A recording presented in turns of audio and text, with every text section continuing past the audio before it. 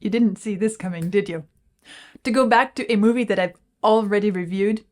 Well, neither did I, but as I said, some reviews are different and need a different approach. So why do I feel the need to write an epilogue to my review? Well, since I reviewed the movie, it has returned to my mind every now and then, and I had a strange feeling about the review. Somehow I felt that I didn't really do justice to the movie. Yes, I did point out interesting aspects of it that stand out to me, but I felt like the point of this movie really deserves more attention. Yes, I said it's a great movie about hope, and I still believe that. There are other wonderful ideas which are emphasized too, like friendship and perseverance, independence. But somehow it bothered me that I didn't really dig into the point.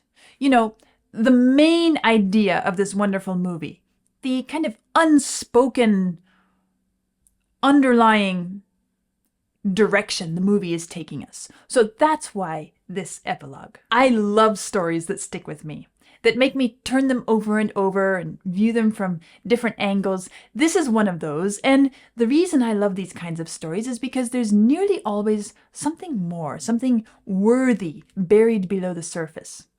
That's how I feel about this movie, and that something didn't occur to me until I left the movie to rest for a while after watching it. And it came to me in a moment when I wasn't thinking about it at all. Actually, my mind was on a totally different topic altogether at the time.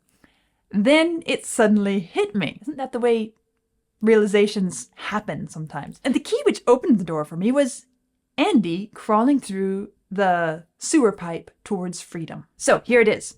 Andy came into the world of prison without deserving it, without asking for it, totally without his will, without the involvement of his will. He was put there, if you wish. He was put there, and he had to deal with this world, whether he wanted to or not. This world was hostile towards him, and with a few exceptions, and Andy had to make his way through the vicissitudes of this life. He had to adapt and become a part of it, or die. And he didn't want to die, so he did what he had to do to find his place within it. And he was smart enough to do it quite successfully. Now, what did it take for Andy to break free? Honesty, focus, hope, and trust, perseverance, and at the end, he had to crawl through everyone's ship on his final yards towards freedom. Then he was free. But that's what it took. That's what the movie is actually all about. That is the movie's point. We are born into this world without asking for it, totally without our will.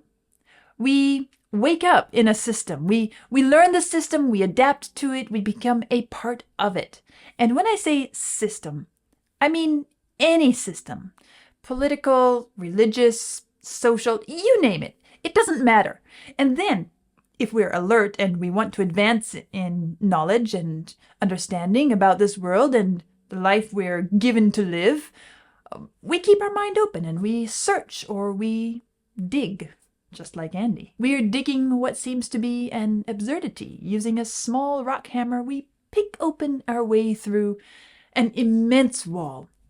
But with perseverance and hope, we don't give up. And finally, when we find our way out as the last part of the journey to freedom, we have to crawl through everyone's ship. There's no other way. It is then that we become free. This is the Shawshank Redemption.